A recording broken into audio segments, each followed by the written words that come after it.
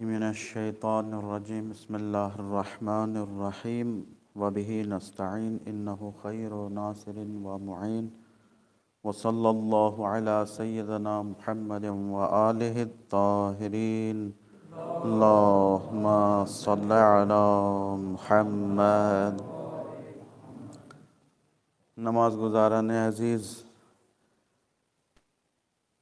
نہج البلاغہ کے خطبہ نمبر 20 کا انتخاب کیا ہے اور اس میں کل پہلے حصے کا پہلے چند جملوں کا ترجمہ اور اس کی مختصر شرح آپ کے سامنے پیش کرنے کی کوشش کی تھی۔ خلاصہ کل کا یہ تھا کہ انسان کے لیے اللہ نے موت کی سختیوں کو، جو خود مردہ جسے دیکھتا ہے اسے اس کے رشتہ داروں، باز ماندگان اور اس کے چاہنے والوں کے لیے مخفی رکھا ہے۔ یعنی خود جو سختیوں اور مشکلات کو مردہ دیکھتا ہے اسے زندہ آدمی نہیں دیکھتا۔ اس کی خود حکمتیں ہیں، جیسا کہ مولا کائنات نے عرض کیا کہ اگر انسان کے لیے یہ واضح اور آشکار کر دیا جاتا کہ جو مردہ دیکھتا ہے وہی زندہ بھی دیکھ لے، تو ہر آدمی ڈر کے مارے، خوف کے مارے اللہ کی بات کو، احکام الہی کو ماننے لگتا، اطاعت کرنے لگتا۔ لیکن خداوند عالم بندے کو اس لیے یہ سختیاں نہیں بتاتا اور مخفی اور پوشیدہ رکھا ہے تاکہ انسان آزادی، پورے ارادے اور اختیار کے ساتھ اللہ کی عبادت کرے۔ مولا کائنات اگلے جملے میں ارشاد فرماتے ہیں کہ وَلَٰكِن مَحْجُوبٌ عَنْكُمْ مَا قَدْ عَايَنُوا، وہ چیزیں جو مردہ دیکھتا ہے وہ تمہارے لیے مشکل یہ ہے کہ اللہ نے اسے مخفی رکھ دیا ہے۔ تو اب مخفی رکھ دیا ہے تو اس کا مطلب یہ نہیں کہ پھر کبھی وہ دیکھ نہیں پائے گا۔ تو پھر آگے بڑھ کر فرماتے ہیں وَقَرِيبٌ مَا يُطْرَحُ الْحِجَابُ، ان قریب تمہارے لیے سارے پردے ہٹا دیے جائیں گے۔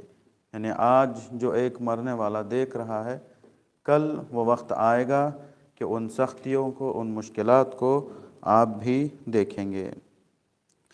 اب یہ انسان کی بدبختی کہیں یا انسان کی کمزوری کہیں یا اس کا کم ایمان کہیں کہ یہ انسان ہے کہ جو انسان کے لیے سب سے زیادہ یقینی چیز ہے اسی کو سب سے زیادہ بھلاتا ہے نا۔ انسان اس بات کا یقین نہیں کہ آج میں امیر نہیں ہوں تو کل امیر بن جاؤں گا، آج میرے پاس کوئی بلڈنگ وغیرہ نہیں ہے تو کل بلڈنگ آ جائے گی۔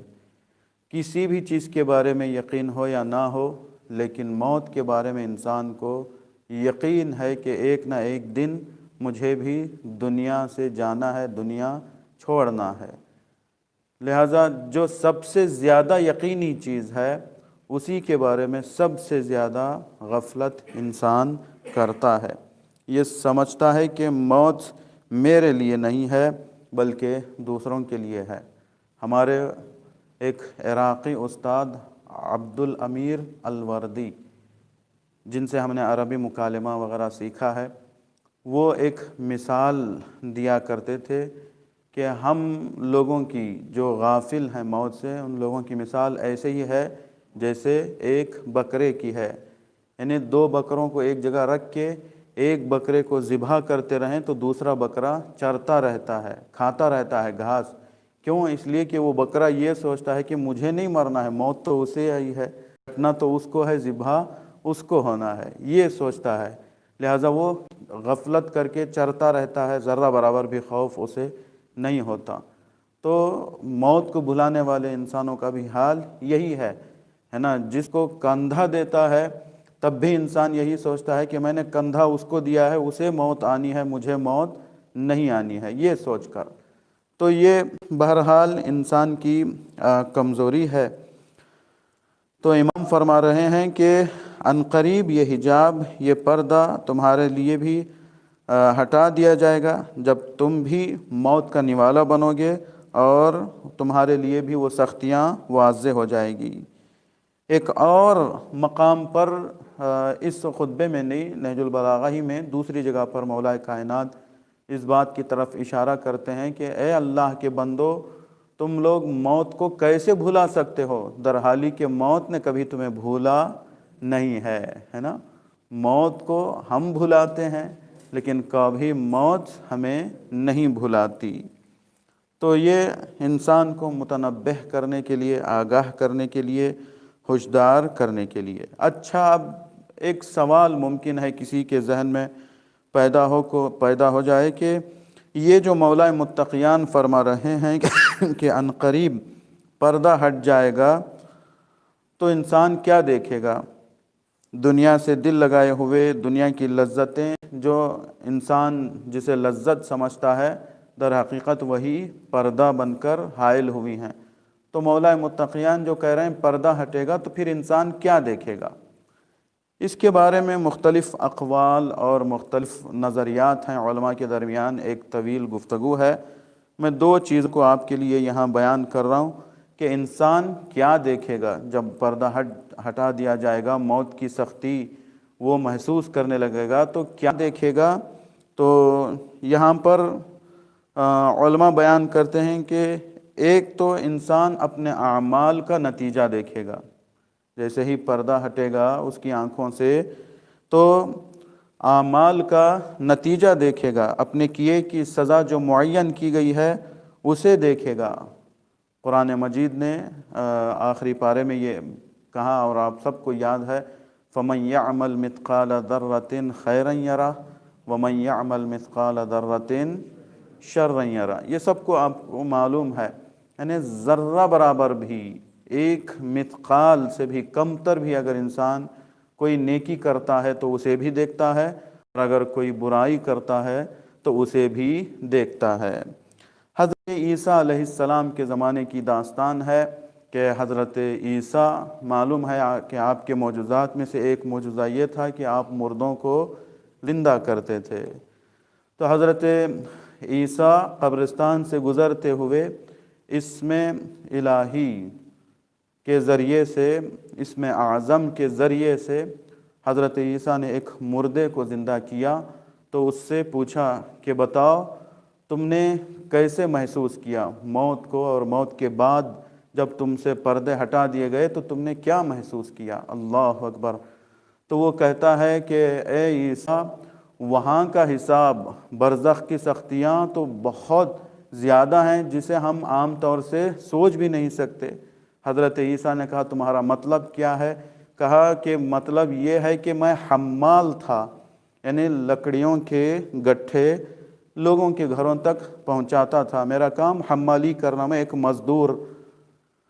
تو دیکھیے کتنا پرفیکٹ اور دقیق حساب کرتا ہے خداوند عالم۔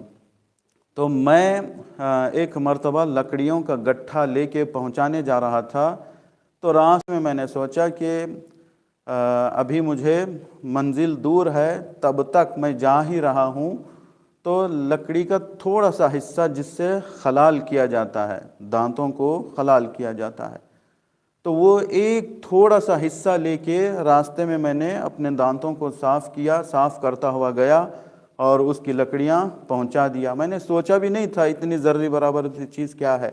تو وہ کہتا ہے عیسیٰ، جب سے میں مرا ہوں آج تک مجھ سے اس کا حساب نہیں دیا گیا ہے نا، بغیر مرضی کے، بغیر اونر کی مرضی کے، جسے مجھے بیچنا تھا یا جس کے گھر پہنچانا تھا اس سے پوچھا نہیں، اس کی اجازت کے بغیر میں نے اتنی سی چھوٹی سی لکڑی لیا ہے استعمال کرنے کے لیے، دانتوں کو صاف کرنے کے لیے، تو آج تک میں اس کا حساب دے رہا ہوں۔ تو اب انسان اندازہ لگا سکتا ہے کہ اب کسی کی ایک بہن کی پوری پراپرٹی وہ مار دے رہا ہے، کسی بھائی کا حصہ وہ غصب کر رہا ہے، یا ہم دوستی کے نام پر کسی کو فراڈ کر کے دھوکہ دے کے کوئی جائیداد کسی کی غصب کر رہے ہیں، تو پھر انسان کا کیا ہوگا؟ ایک چھوٹی سی کاڑی جسے ہم لوگ کہتے ہیں، اس کا یہ حشر ہے کہ عرصہ لگ جاتا ہے، مدتیں لگ جاتی ہیں اس کا حساب دینے کے لیے، جب تک کہ اس کا مالک راضی نہ ہو جائے تب تک اسے عذاب جھیلنا ہوگا۔ تو پھر بڑی بڑی چیزوں کے لیے انسان کے بارے میں انسان کو سوچنا ہوگا۔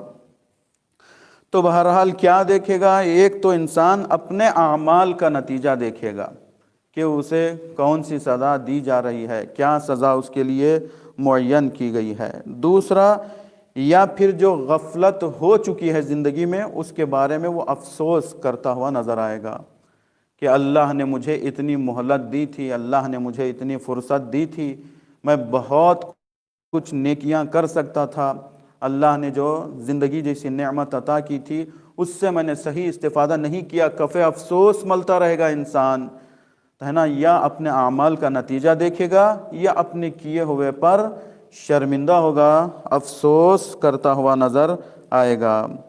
لیکن وہاں پر کوئی افسوس کام آنے والا نہیں ہے۔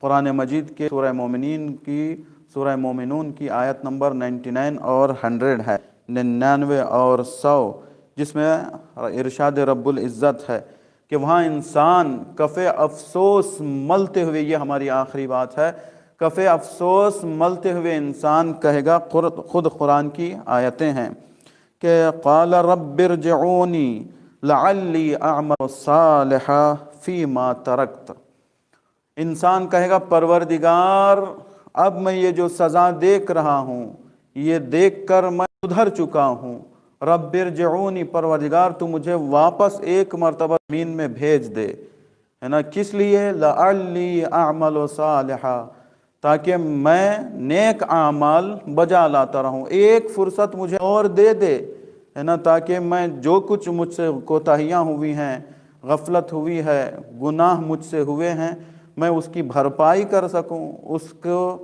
اس کا جبران کر سکوں، لہٰذا مجھے تھوڑی سی مہلت دے دے، ایک مرتبہ بھیج دے۔ تو پروردگار کی آواز آئے گی کہ کلا، یعنی کیا؟ ہرگز ہرگز، امپاسبل کہ ہم آپ کو دوبارہ موقع دیں۔ کیوں؟ یہ روایت کا جملہ یہ ہے۔ کیا جواب ملے گا جب خدا سے یہ انسان کہتا ہوا نظر آئے گا کہ ہمیں زمین میں جانے کی مہلت دے دے؟ تو یہ روایت کا یہ جملہ ہے کہ پروردگار کی طرف سے آواز آئے گی کہ دیکھو، جس طریقے سے ایک بچہ شکم مادر سے باہر آ جانے کے بعد، اس کی ولادت کے بعد جس طریقے سے دوبارہ شکم مادر میں جانا اس کے لیے ناممکن ہے، ویسے ہی انسان دنیا سے عالم برزخ میں آ جاتا ہے تو پھر اس کا بھی واپس جانا مشکل ہے، ناممکن ہے نا؟ تو کوئی مہلت وہاں پر درکار نہیں ہے۔ لہٰذا جب تک انسان کے پاس مہلت ہے، فرصت ہے، وہ اپنی کوتاہیوں پر شرمندہ ہو جائے اور اچھے اعمال بجا لانے کی کوشش کرے۔ اس سے پہلے کہ انسان کے پردے ہٹائے جانے کے بعد اسے حقیقت کا پتہ ہو، پہلے ہی سے وہ اپنے حقیقت اور اپنے انجام پر نظر رکھے اور اسی اعتبار سے اپنی تیاری کرے۔ خدا کی بارگاہ میں دعا کرتے ہیں، خداوند عالم ہم سب کو صحیح سننے والے کان، صحیح دیکھنے والی آنکھ اور زندہ دل عطا فرمائے، معارف اہل بیت کو سمجھنے اور اس کا مطالعہ کرنے، اس پر عمل کرنے کی توفیق عطا فرمائے۔ آخر دعوانا ان الحمد للہ رب العالمین، وصلی اللہ علی سیدنا محمد وآلہ الطاہرین۔ اللہم صلی علی محمد۔